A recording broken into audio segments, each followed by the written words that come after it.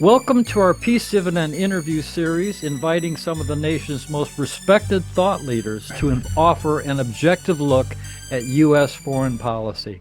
Today, we are honored to have with us a gentleman with a truly amazing background. Matthew Hoh is currently Associate Director at the Eisenhower Media Network. He has been a senior fellow with the Center for International Policy since 2010. Previously, he served nearly 12 years with the U.S. military in the United States Marine Corps, as well as the Department of Defense and State Department. In 2009, Matthew resigned in protest from his post in Afghanistan with the State Department over the American escalation of that war. Prior to his assignment in Afghanistan, Matthew took part in the American occupation of Iraq with a State Department reconstruction and governance team, and in 2006 and 2007 as a Marine Corps company commander. When not deployed, Matthew worked on Afghanistan and Iraq war policy and operations issues at the Pentagon and State Department. Matthew's writings have appeared online in print periodicals such as the Atlanta Journal-Constitution, Defense News, The Guardian, The Huffington Post, USA Today, The Wall Street Journal, and The Washington Post. He has been a guest on hundreds of news programs on radio and television. The Council on Foreign Relations has cited Matthew's resignation letter from his post in Afghanistan as essential document. In 2010, Matthew was named the Eisenhower Prize recipient for truth-telling, and in 2021, he was awarded as a Defender of Liberty by the Committee for the Republic. Matthew is a member of the Board of Directors for the Institute for Public Accuracy, an advisory board member for the Committee to Defend Julian Assange's Civil Liberties, Expose Facts, North Carolina Committee to Investigate Torture, the Resistance Center for Peace and Justice, Veterans for Peace, and World Beyond War.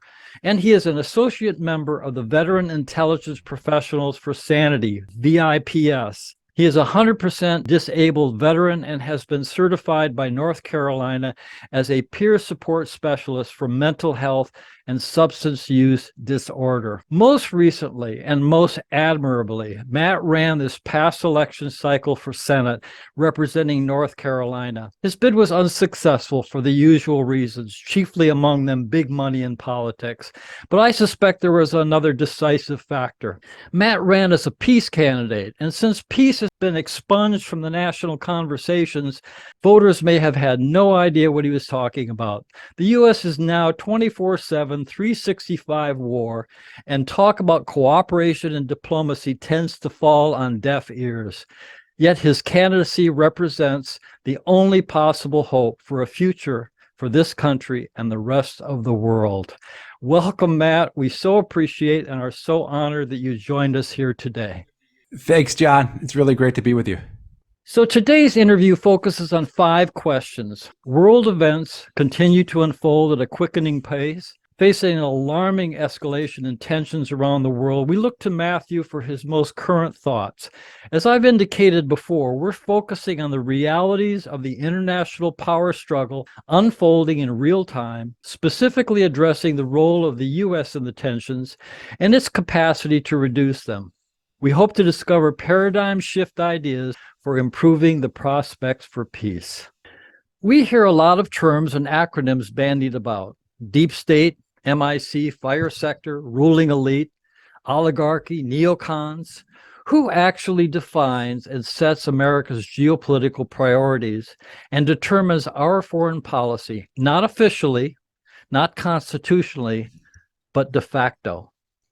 That's a really excellent question, and it's something that is the answer, I believe, is so massive, but also so limited that it's hard to provide or articulate an answer within like a short, punchy, concise statement. I think you can list out a lot of those groups that you just listed, and they all have a role in it. The fire sector, which is finance, insurance, real estate, which is what guides so much of our policy making, not just foreign policy, but domestic policy. And really since, 1971, when Nixon leaves the gold standard, really is the, aspect of American economic policy, whether it's monetary or fiscal policy, that really comes to represent what the policies are in the sense of who's going to benefit. So you have those financialization policies. That's a long way of just saying that, look, if you look at work that guys like Paul J does, the journalist, and he comes up with these things, these numbers, this understanding that 95% of the S&P 500 are owned by 5 money management firms. So that if you look at who are the principal shareholders in much of American business, you keep coming back to the same banks, right? Vanguard, State Street, BlackRock, a handful of others. And why is that important? Well, that's what links all these corporations, all these banks, all these industries, all these oligarchs together. That's what makes them allies. And it gets to the point where some's pretty understandable, some's pretty explained, some of it's pretty easy to see the connection. ExxonMobil's biggest client is the Department of Defense. There's others that are not so easy to understand. And when you look at, say, something like how is the news media connected to the military-industrial complex to always want to present a favorable impression of American foreign policy, American military policy. And one of the multiple reasons for that, none of this has just one answer. Be nice if it was. But, there's access journalism. There's the fact that so many of these people are, friends.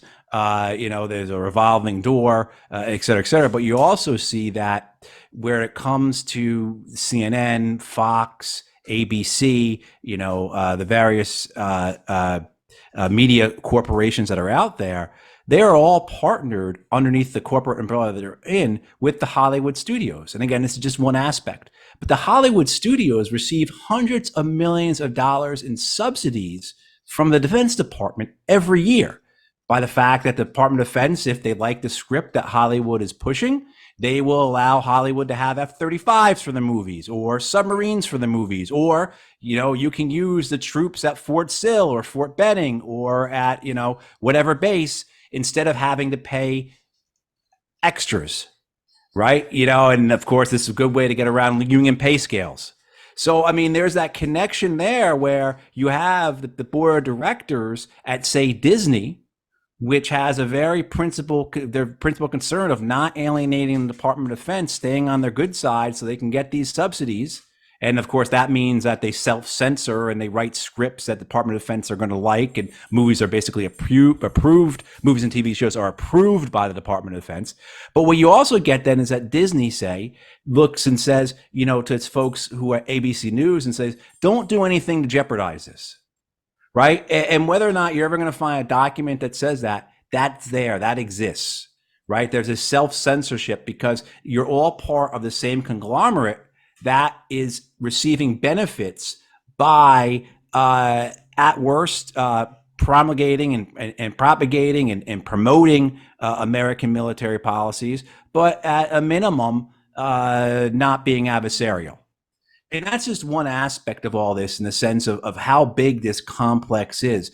Certainly you have the defense industry, the weapons contractors, you have the Beltway bandits, so all the consulting firms that provide hundreds of thousands of people as contracted personnel to the Department of Defense.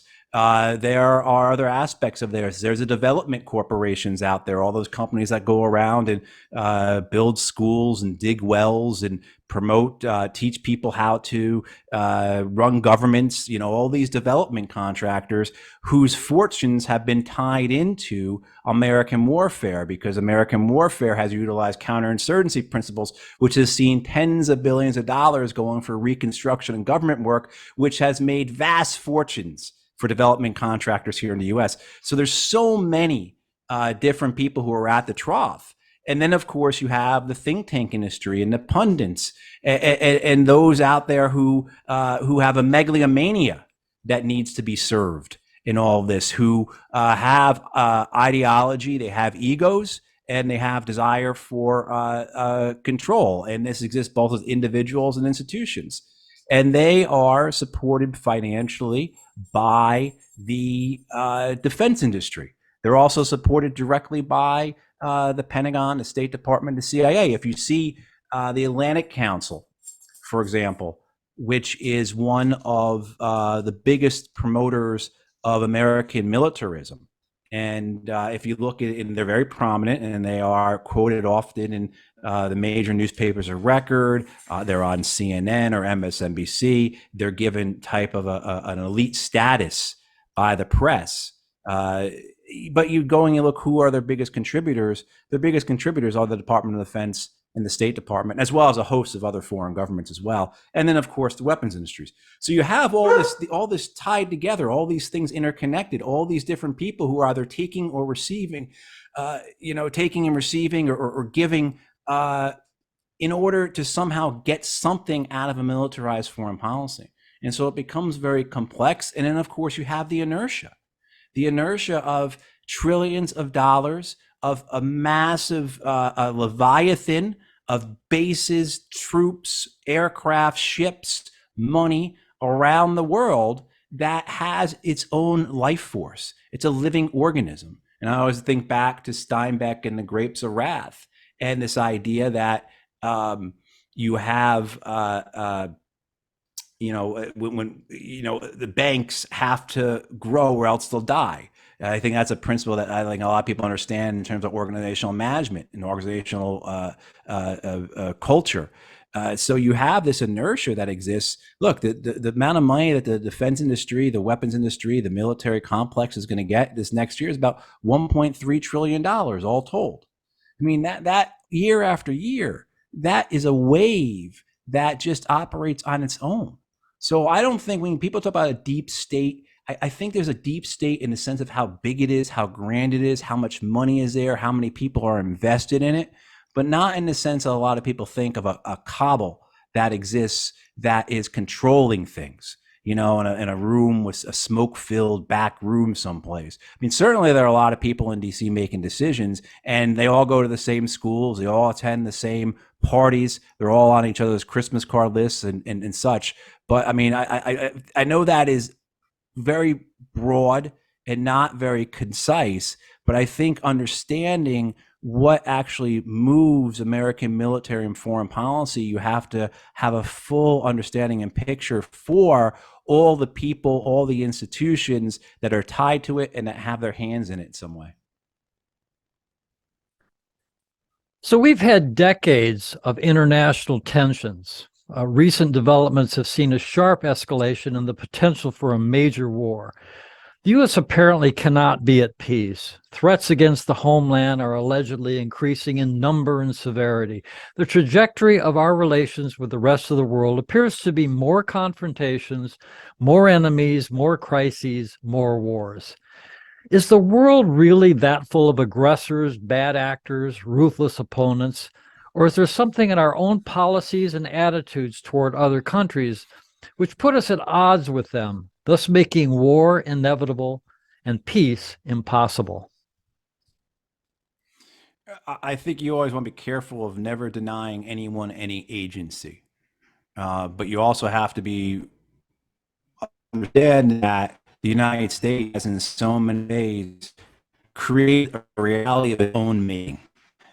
So that you have these militants, these insurgent groups, these terrorist groups, whatever you want to call them, that are that reflect a reality that the United States has made, right? So that you have organizations that exist that are populated with people who do have maybe some of the same ill intent that those in the United States have, in the sense of whether it be, again, individual and institutional greed, megalomania, money, whatever it is that pushes people to want to see, the imperialism of the United States at a minimum stay constant, but most want to see it expand.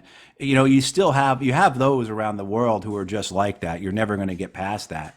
But what you have in many of these organizations that are deemed militant or militias or insurgents or terrorists are a base of people who are many times fighting against occupation, fighting in what they see as self-defense. I mean, if you look at what United States intelligence knew about both, say, the insurgencies in Iraq and in Afghanistan, it's clear that the majority of insurgents that were fighting us in Iraq and Afghanistan were fighting us because we were there, because we were occupying them, because we were keeping in place predatory and corrupt governments.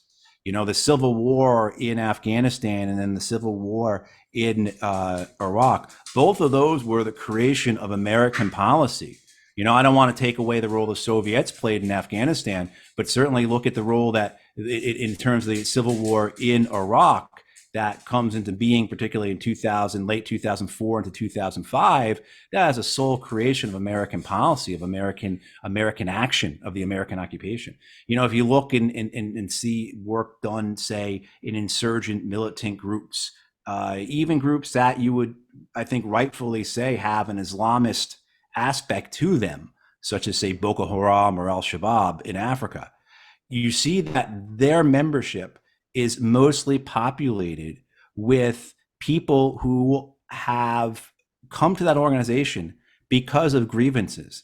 And as the United Nations found in a big study they did in 2016, I believe it was, almost 75% of those members of those Islamist reactionary conservative religious movements, as they would be described in Africa, almost 75% of their membership are motivated to join them because of violence that they have received from governments or by foreign powers. So people go to these groups because they've been on the receiving end of government oppression, of that corruption, of that predation. They may have had family who've been killed by a drone or an airstrike, whether from the government or from a foreign force. And so I think that is what you see a lot of times making up the constituencies of these organizations that we simply want to put on the other side of the Manichaean axis of good versus evil.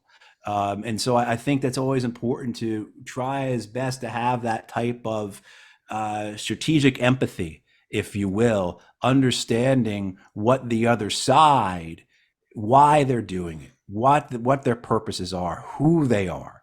And I think when you see that, you understand quite rightly how many of them have been given no choice. I'll give you an example. In Afghanistan, I mean, for so many years, the U.S. was occupying Afghanistan after 2001. The choice that was basically being given at the point of a rifle or from a bomb drop from an aircraft, the decision that was being pushed on to the Afghans was, it's your choice. You can either choose the Taliban, which are these awful reactionary Islamists, and I don't want to say Islamists, that's not a right term for them, but or your other choice is this government composed of warlords and drug lords. And so you have that type of reality that has been, of course, again, getting back to what originally said, a reality of the United States' making. And you see that very often, that the world that exists in terms of the way the Americans speak of it is a world that they have created with their policies, which have been, realized by massive military presence, by an alliance and the use of proxy forces, and by, up until recently, I guess China has overtaken the United States, the wealthiest nation in the world. Our leaders relentlessly talk about our national interests and our national security, warning that both are under constant assault. Yet we spend more than the next 9 countries combined on our military. Why does such colossal spending never seem to be enough? Oh, it's like my friend Mike Ferner, who was has done a lot in his life, Mike, including past president of Veterans for Peace. But as Mike says, even losing wars make money. So it's just the amount of money that is being made off of this. And I'm assuming it's always been this way. I mean, certainly if you were to go back and examine probably what it was like in Rome or in Greece, during their empires, the amount of money being made was just colossal. That's the purpose of empire. And I think what you have with the United States is a culture that has really put into place let me just take a step back and say, I really like what Cornel West has to say about this. Cornel West defines the United States as a society that's at the crossroads of might makes right and greed is good. And I think if you have that understanding of our culture, of our desire for, say, violence-based solutions, and we could have a whole discussion on how we got to this. We could talk about Walter Wink and the myth of redemptive violence. We can talk about the way the mythology of the Old West and the frontier and Jimmy Stewart walking into a town and cleaning it up. All those types of things play into our understanding of who we are as a people and who we are as a society. Need to go around the world and police it. Where does that come from? Why is that such an American thing? Of course, in our ancestry, we came from the British Empire, and the goal for so long was to supplant the Brits as the world's empire. So all of that builds, I think, the culture and the viewpoint and the understanding of the world, looking at the world with these glasses on, that allows for these policies, whether they be domestic or foreign, that ensure that so much of our resources, so much of what our government spends goes to, again, violence-based solutions. And Stephen Semler with the Security Policy Reform Institute, he does a lot of great budget analysis. And of the $1.7 trillion omnibus spending that the U.S. Congress appropriated, right before Christmas, almost 2/3 of that goes to the military or to law enforcement. So, you're talking about $1.1, $1.2 trillion going towards either the military or going towards policing, going to the war on drugs, going to that crime against humanity on the American southern border. So you have just a desire to spend this, but then what you then also have too are those who are receiving that, and this is where you get into that cycle, right, where it reinforces itself. So there's already a desire to spend this much money. There are people out there, as you said earlier, the megamania aspect of it, think tanks, the retired generals, the pundits, the politicians who just think that being a wartime commander-in-chief or being a wartime political party is good for politics, good at the ballot box. But then you have those who then underwrite that with their money, because the amount of money being made is massive. And again, of the, this year, the Defense Department, just the Defense Department, not the Veterans Department, not Homeland Security, not the State Department, not the CIA, not the amount of money that's going to pay for debt payments on past military spending. Just the Defense Department is going to get $858 billion. Over half of that goes to private contractors, goes to the weapons makers. The amount of workforce that's employed, the number of contractors that the Department of Defense employs, hundreds and thousands. I think it's getting close to 500,000 contractors are employed overall by the Department of Defense. These are all people that are making very, very good money. So there is just a greed that goes along with it. And you see this, I think, I'll just finish with this. Before 2001, over time throughout the United States, different parts of the country have been the wealthiest parts of the country. So you have times Tulsa and Dallas being the wealthiest parts of the country because of oil. You have parts of New York and Pennsylvania because of coal. You have Silicon Valley at one point being the wealthiest part of the nation. And since 2001, beginning around 2003, 2004 or so, the wealthiest part of the United States have been the DC suburbs. And that is all from war spending. Because if you go and you look at the federal budget over the last 20 years of this century, you can say, non-defense related spending has either remained flat or gone down. Even as we've increased our population by 50 million people, you've seen no growth in non-defense related spending in the century federal government, and you've seen massive growth, defense spending, intelligence spending, spending, of course, on Homeland Security, et cetera, that's made it possible that Washington, D.C. and its suburbs are now the wealthiest part of the United States. And if you, the line kind of is, the reconstruction of Iraq and Afghanistan wasn't successful. However, the reconstruction of Northern Virginia and Southern Maryland certainly was. And if you're familiar with those areas, like John, I know you moved out of the U.S., you've not been back much. I don't know if you knew that area, the D.C. area, very well, but if you haven't been there in 15 or 20 years, the place is practically unrecognizable to you, particularly up the Baltimore-Washington Parkway or out Route 66. It is just the amount of money that has come in, and then all the success to ancillary things that come with that, banks, hotels, restaurants, construction firms. And so this boom that you've seen in DC over the last couple of decades, again, making it the wealthiest part of the United States, is directly related to the wars and to all that military spending. It's evident that you and many individuals who follow you and support your work believe that America's direction in both the diplomatic sphere and in the current conflict zones represents exercise of government power gone awry. Can you paint for us in broad strokes the specific changes in our national priorities and policies you view as necessary for the U.S. to peacefully coexist with other nations, at the same time keeping us safe from malicious attacks on our security and rightful place in the world? Yeah, I mean, I think there's so much that could be done with this. One, I think honoring treaties that the United States has already entered into, particularly treaties respecting human rights. You hear so much about this rules-based order, and I'm not sure the first person I heard who noted this, but it's absolutely true. You hear the Biden administration, the Trump administration, the Obama administration talk about a rules-based order, and they don't talk about international law anymore, because rules-based order really means it's pretty vague. It really means anything, and whoever is the most powerful sets the rules, as opposed to international law frameworks of which exist because of Nuremberg, because of the UN, because of a host of other conventions.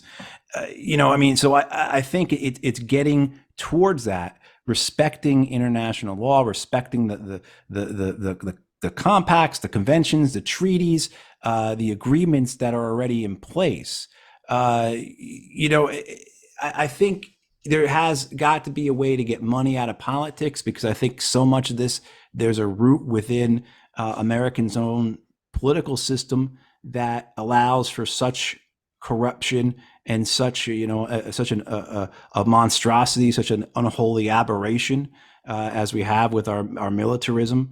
So I think there's got to be a way to get money out of politics. I think that there have to be ways as well to encourage internationalism among people, understanding that our governments oftentimes they're united against us, and so that type of internationalism, where you can look at a conflict, say like in Ukraine, and not choose one side or the other, not feel forced to choose one side or another, to be able to speak about it in the reality that, look, this is, for me, say the war in Ukraine is a war about fossil fuels and to a larger degree commerce. And then again, I keep using the term, but it's the only one I can think of, the megalomania of not just DC and London and Kyiv, but also to Moscow.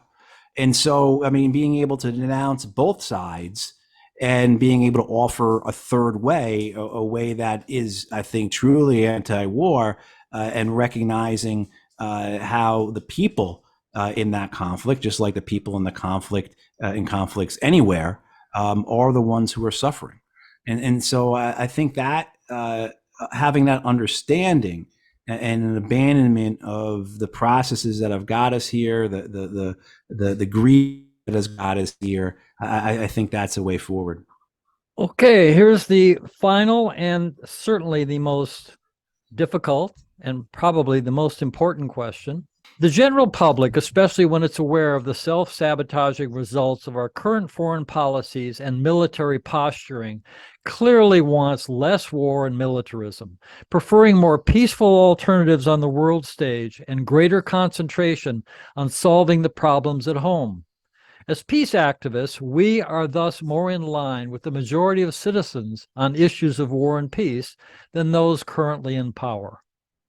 What happens if we determine that those shaping current U.S. policy don't care what the citizenry thinks, or simply not listening to us?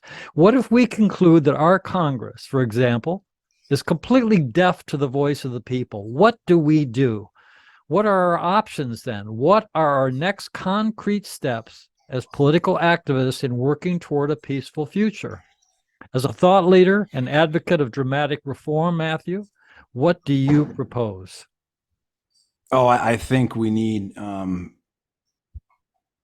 political action in the sense that if you go and you look at the success of mobilization, organization efforts, the ability to get people out onto the street, people willing to put their bodies out there to get change. And you look at, just say, the last 10, 12 years, the successes of Occupy, the successes of Standing Rock, the success of Black Lives Matter, of course, culminating in 2020, with getting 25 million people out onto the streets during a pandemic. And I use that term successes strictly in the sense of defining it in the ability to organize, to mobilize, to get people out. Where you see that that word success does not turn into any form of something you can point to with regard to, say, either Occupy, Standing Rock, or Black Lives Matter, is on the political aspect of it, the political end of it. What change actually occurred? And I think we have to have a political arm to our efforts, a well-funded, well-organized, serious political arm that takes a long-term view how to achieve and how to achieve some form of success. I think we fail to realize that what we are up against is a living organism, is something that will react, that will learn, that will evolve. It's not static. If you go and you look at the success of the anti-war movement, the civil rights movement, the success of the environmental movement through the 60s into the 70s, look at the successes that the nuclear movement was having. It was in 1983, they had 1 million people in Central Park, the anti-nuclear movement, right? And that has a success as well, because is it possible for Reagan to then have the political capital to engage in arms and nuclear weapons reductions with the Soviet Union, if not for the strength of that movement in the early 80s? Again, getting 1 million people in Central Park. Would Reagan a few years later have been able to do what he did with Gorbachev? So you look at that, and I think I look at it and I say, the institutions involved here and the people that lead them, they recognized what a threat that was. And, this is in hand with the neoliberal policies that are being put in place through the 70s, the financialization policies, the primacy of the fire sector, as we spoke about earlier. In hand with that comes a lot of electoral reforms, whether it's Nixon looking at the success of George Wallace in '68 and saying, okay, we've got to move right and really move into put ourselves into kind of a white supremacist type of culture here, which culminates right with Ronald Reagan's dog whistling all the time. But, then also too, I think you have a variety of things that are done, both parties do, and they do it through the FEC. And, whether it's not allowing other candidates to appear in debates, whether it's the campaign financing rules, whether, as it ends up, Citizens United, all these things that were meant to insulate and protect the political system, the electoral system, from the success of the mass movements of the 60s and 70s. And I don't think that's something that we've taken on and we've really understood. That what we're up against, again, is something that is living, it will evolve, and it will always do what it can to counter what we do.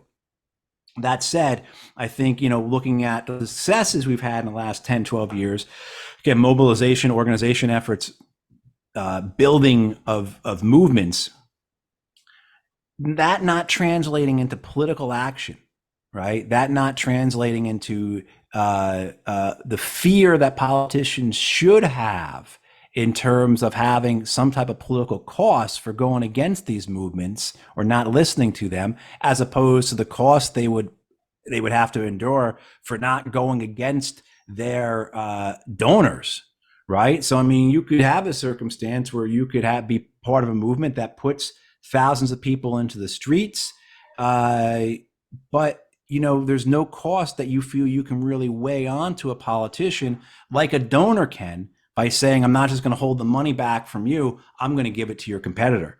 And so I think we have to find a way to put that type of political stress onto the system and, of course, onto the individuals. Well, that concludes our interview. Thank you again, Matt, for taking the time to share your instructive, articulate, and powerful insights with us. If people want to follow your inspiring work, where can they find you? What are your social connections? On Twitter, it's Matthew P. Hoh, P as in Patrick. So at Matthew P. Hoh. And then I have a blog, MatthewHoh.com. But then also as well, I'm a fellow with the Eisenhower Media Foundation. So if people can find our work there and if they care to support us, that would be absolutely fantastic as well. Great. Listen, I want to sincerely thank all of you out there who are watching this and make one last request, folks. Please visit and spend some time on the Peace Dividend website. The Peace Dividend strategy is a way to directly confront the imperial establishment, the war machine. Never give up hope and keep fighting for what's right. Thank you so much again, Matt. Peace. Thanks, John.